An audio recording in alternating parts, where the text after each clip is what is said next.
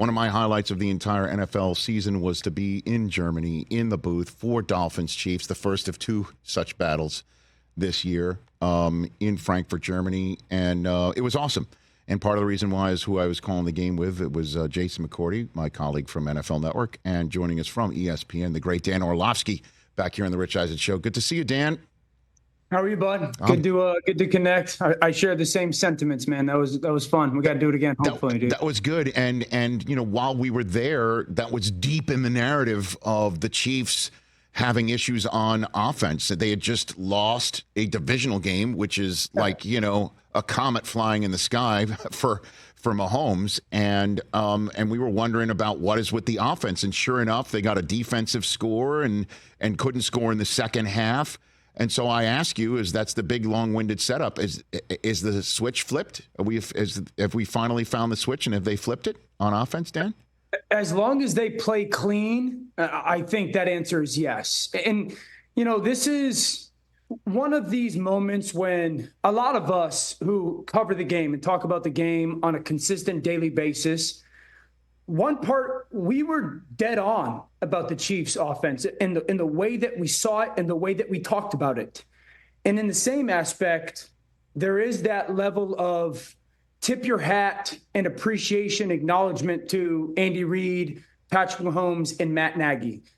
The reason why, Rich, is this. When we talked about the Chiefs, it was, hey, you know, the drops are bad. There is a lack of focus on their offense. Patrick's trying to do too much. Their tackles are not playing well. They're trying to find out who is that second reliable pass catching option. Those were all real things in the moment. And as this season's gone on, especially as you got into December, that started to show itself. They started to figure out how to help their tackles with some of the chips with tight ends. Patrick started to kind of settle into who he could both trust when it comes to catching the ball and seeing it the same way with some of the nuance of pass catching stuff. Rashee Rice absolutely emerged both in his performance and the way that they used him. And I just remember almost on a weekly basis, Patrick, Andy Reid, and Matt Nagy all saying, you know, we got to stop beating ourselves. We got to stop beating ourselves. We got to stop beating ourselves with the penalties and the drops. And it got to a point where, at least I know, I said, at some point that has to actually happen, though. It can't just be like the coach speak. They were right. I think what's happened is some of those things have gone away, at least when it's mattered the most in the last week of the season and certainly over the first 2 weeks of the playoffs. And they've started to figure out who they can rely on and who they can trust. And obviously a daunting task this week, but I think it's one of those rare things in the league, you know, where our view of them was accurate, while you have to credit them for staying the course and not panicking and figuring it out through the bumps. So before we turn the page to this week, then let me ask you about the Bills. Your 2 cents of advice about where do they go from here after they lost to the Chiefs again, this one at home. I understand the defense, though. I mean, they lost one guy after another, and they're playing Klein and linebacker when he was going on vacation a week before, you know. Yeah. So, but what would you say about Josh Allen and the 2 cents of advice about what to do there on offense? Josh Allen was absolutely fantastic in that football game. And I get sick and tired of people killing a guy that makes one decision that we sit there and say, I wish you would have thrown the underneath throw. Mm-hmm. Number one, they're not in the divisional playoffs if Josh played like that over the last 6, 7, 8 weeks. Number two, they're not in a situation to win that game if not for the 3rd and 13 or 3rd and goal from the 13 throw to Shakir that Josh, Lamar, and Patrick probably are the guys that can make. So I'm for everybody that wants me to stop, you know, making excuses for Josh. I'm not. I'm giving reasons, and I'm not going to stop for Josh or any other quarterback, because we sit here and say it gets me and I've been this way since I got into this business. I'm not going to stop defending quarterbacks in the end result without giving the context of the journey of play. It's impossibly hard. And we're judging a dude because he's not perfect when he plays against the best quarterback that we've seen over the last 10 years and maybe ever. So I think that's my viewpoint on that game, and it's not going to stop. In totality for a team, Rich, I think Sean McDermott was fantastic this year. Do I think that they have to reassess how they want to play defensive football? Because in that game, Rich, Kansas City decided to play with 3 tight ends on the field, and they were going to run right at Taron Johnson, who's a tremendous nickel. He's awesome, but he's outmatched. I think Sean is going to have to adjust as teams' personnel adjust in the next couple of years in the NFL. And offensively, I think it's fair to say that they have to figure out what they view as Steph Diggs as. I think they have to see if they believe he's a bona fide number 1 receiver still, and what they're going to do with Gabe Davis. That's going to be one of their biggest question marks in this offseason. Last thing, stop asking me if the Bills window has closed. They have one of the 3 best players on planet Earth on their team. Their window is open as long as that guy's playing. Okay. Dan Orlovsky right here on the Rich Eisen Show. So how do you see the Ravens performing right now? It does look like Mark Andrews is right around the corner as well. The second half different than the first. What did you make of the Ravens' performance and how they match up against that Chiefs defense? Yeah, it's going to be a great challenge for Kansas City defensively. I think Steve Spagnuolo, the defense coordinator, will have to have one of those wow plans and executions to stop this offense. I think what we saw in that game was the biggest difference in this Baltimore Ravens offense this year in comparison to the one that we've seen in the first 5 or 6 years in Lamar's career. This is not a shot at all to Greg Roman, who was there as their offensive coordinator previously. I think he was fantastic in many ways, got them a 1 seed, Lamar MVP, all that. One of the issues was in game, they would consistently struggle to adjust. I remember, Rich, doing a breakdown on NFL Live, I think 2 or 3 years ago, in a post game after they played the Steelers, where Lamar said we had become predictable and the Steelers knew our plays. And they ran the first play of the second half was the first play of the game. And the first third down of the second half was the first third down of the game. If you go watch the Houston game, the halftime adjustment that their new offensive coordinator, Todd Monken, made was awesome. Simply put, Houston was playing a lot of what we call match coverage, which is like zone defense until a person on the offense gets in your area, and then you match them like it's man-to-man. And he said, okay, if you're going to keep doing that, what we're going to do is create design quarterback runs for Lamar, or we're going to create kind of rub or mesh concepts to flood an area and give you too many people to cover. That didn't happen in the past. And I think you sit back and you sit there and go, that's exactly what was the needed change for this offense.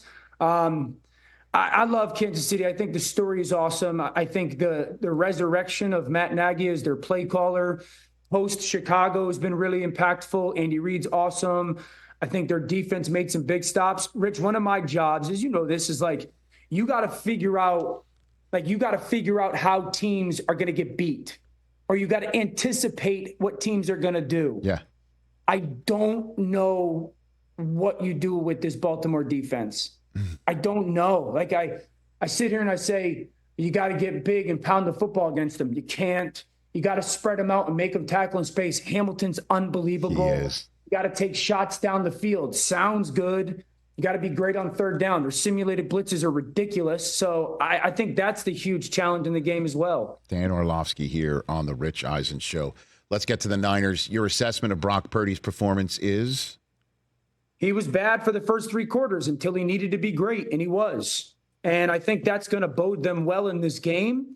I think that bodes them well if they can get to the Super Bowl, and it's certainly going to bode him and them well in his future. He hasn't been in that moment. He was a little bit in the Cleveland game, and he leads them to the field goal and they miss it. But this was hey, if you lose this game, you go home type of feeling. This isn't, well, we'll learn from it and move on.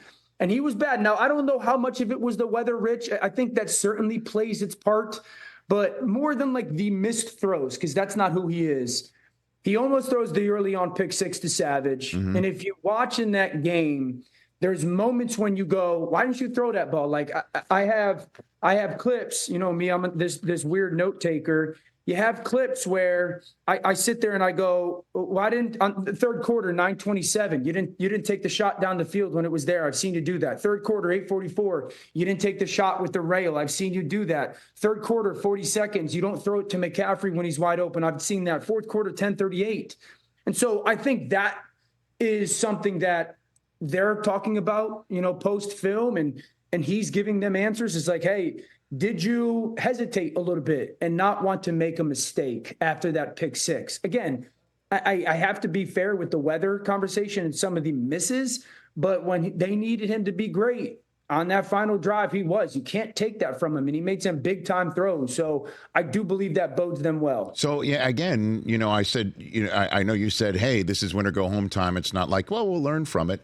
But maybe he did learn from it, because you're right. I mean, in the playoff game last year at home against Seattle, I mean, Seattle definitely was in the grill of the 49ers until they started, slipping away, and the Niners survived in somewhat of a rocking chair towards the end of that game. And then, as we all know, the game against Philadelphia, he was knocked out darn near right from jump. So this is kind of the first time he's going through this crucible, and you could say that he's still growing. I mean, he's still a pup, basically. Yeah. And that's I think the issue here is that you had the vet in Jimmy G, right? And now you're going to go through some growing pains that he's not like Big Ben, just right out of the box, and he's going to take you to a championship game, although this is his second year in a row doing that. He's kind of a conundrum in a way, Brock Purdy. Yeah, and I think, Rich, again, we get to these points, part of our jobs, certainly part of mine, and one that I take a ton of pride on. You get to this point, you're trying to nitpick both players and teams. You're trying to figure out and educate the fan and talk about the game of not only what just happened in that game, but also like the foreshadowing aspect of it. One of my pet peeves when I watch a game is too often we as announcers, we go backwards and just explain to everybody what just happened. Mm-hmm. They have eyeballs. So part of the things that I take pride in is trying to foreshadow what might happen or why it might happen. And so, yes, for the 49ers fans, we're nitpicking Brock Purdy here. Of course we are. Just like we do with Josh, and just like we're going to do with Lamar, and just like we're going to do with Jared. That's part of the gig. And, I think Brock has proven over the course of 2 years, he's a really good quarterback. I very rarely, if ever, try to hold who he's playing with or what offense he's playing in against a quarterback. I know you need them. What do you do when you get them? And I think there's two like groups of quarterbacks when we're talking about the top 12, Rich, top 15. Hey, when things aren't ideal, either play caller, you lose a guy, we're not completely healthy, we give up 30. Can you carry us? Can you win for us type of thing? And then, hey, when things are really good, when it's ideal, can we go win a championship with you? I think Brock is firmly in that second grouping of, hey, when things are really good, we can go win the whole dang thing with you. And so this is a little bit, I mentioned before when I got into it, I blame Patrick in a good way. I blamed Tom Brady in years past, man. You knew it. Like, if you weren't Tom Brady, it's like, well, you're not good. It's a little bit of Patrick's fault, because Patrick is so ridiculous that if you're not Patrick Mahomes, you stink in many people's eyes. Well, and I kind of am seeing down the pike our conversation for the Super Bowl when we're, bored next week when there's no games, right? And then we're ready at Super Bowl week, just parsing everything out. The conversation is going to be, you've got an alien at quarterback for the AFC, and then you've got in the NFC quarterback spot an efficiency expert and somebody that, when the game's going well, can you win a championship? Yes. Can they carry the day if the alien starts landing the spaceship, in Vegas in a way that he can? I mean, I think that's we're kind of seeing that right now. So for the NFC Championship game, give me the Lions' key to victory here, Dan. Yeah, have? so I don't know who's calling that game. I don't know what guy gets the privilege of calling that game, but I would bet a ton of cash you are going to hear the phrase pin pull 20 times in that game. I think the Lions, and that's a blocking scheme where a person from the outside pins like the edge defender, and then they pull people around. I think the Lions have a pretty solid advantage in that. I think they could run the ball on the perimeter. One, that's a flaw for San Francisco. Everybody who's had success against them this year has done exactly that. Green Bay did it. Arizona did it. So I think that's an advantage for them. Baltimore did it. So I think Detroit's got a big advantage of that. I think if Jared can, Jared's got to walk that fine line, Rich, of like, hey, when am I proactive and when am I reactive with my eyes? Because when Jared is proactive, he tries to move guys and trusts his eyes. Like sometimes it works and sometimes it doesn't. I've said this, when you protect him, he could throw it with anybody. That's Jared's superpower. He doesn't have a memory, whether good or bad. So like Jared just being in that ideal state of proactive versus reactive is a big deal. You're going to hear the phrase choice concept 1,000 times for both of these teams. I think the Lions have an advantage because they have three guys who can do it. Both Laporta, Gibbs, and Amon-Ra can do it. So there's a lot of good for Detroit. I said this yesterday. As I sit here today, I think I'm leaning Detroit in this game. I think it'll come down to how well, in part, Brian Branch plays. Their nickel. Branch is going to have the game of the season in coverage and in space. So it's going to be an awesome matchup. And then what do you think about the AFC Championship game? Where are you leaning there? Ravens? Did I hear you talk about Kansas City? The fact that they're here speaks volumes. They got to catch Baltimore on a subpar day. If I'm just being candid, I don't know if Baltimore plays their 9 out of 10 game or a game. I think they're relatively tough and or impossible to beat. So they got to catch them on a little bit of an off day. Patrick is going to have the game of the season when it comes to second reaction plays. Some of the scramble plays down the field, he's going to have. And then I think defensively, they are going to have to come after Lamar and hope that he makes a mistake or two. That's the blueprint. The difference is Lamar's been prepared for pressure a little bit more over the last 2 months. They're going to have to come after him and hope he makes a mistake or two. All right, one last one for you out of left field before I let you go. The hiring of Shane Waldron as the offensive coordinator in Chicago, does that inform you in any way of where they're leaning about their quarterback decision to stick with Justin Fields and flip the number 1 overall pick, or maybe even cash it in for Marvin Harrison Jr. potentially, or you think this means Caleb? What do you think? Yeah, I still think that they're going to end up drafting Caleb Williams. I go back to Ryan Poles, their general manager, end of the season press conference when he said, I think Justin developed a lot and I think Justin can lead us. But whenever he said but, I was like, oh, it's done, and right. I think that's the mind was made up. I think Caleb's got a chance to be a super, super talented young player. I think Waldron's signing is twofold that I like.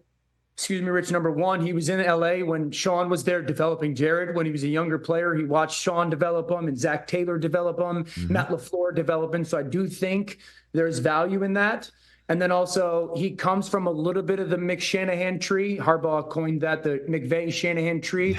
I think nowadays in the NFL, man, like if your play caller doesn't have a background in multiple personnel groupings, multiple formation groupings, motion and play action pass is the foundation of their offense, I think it's really hard to consistently be good. And is Will Levis high-fiving whoever's near him because Brian Callahan got hired in Tennessee? If he brings his dad. I think if he brings his dad, man, that's a big one. I was with Callie in Detroit.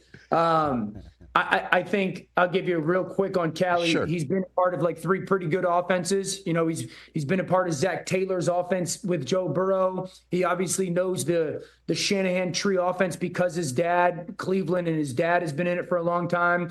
And then he's in a little bit of like the Indy Peyton Manning offense with being in Detroit with Jim Bob Cooter and Matthew Stafford and whatnot. So I think there's, you love the fact that he's been a part of that.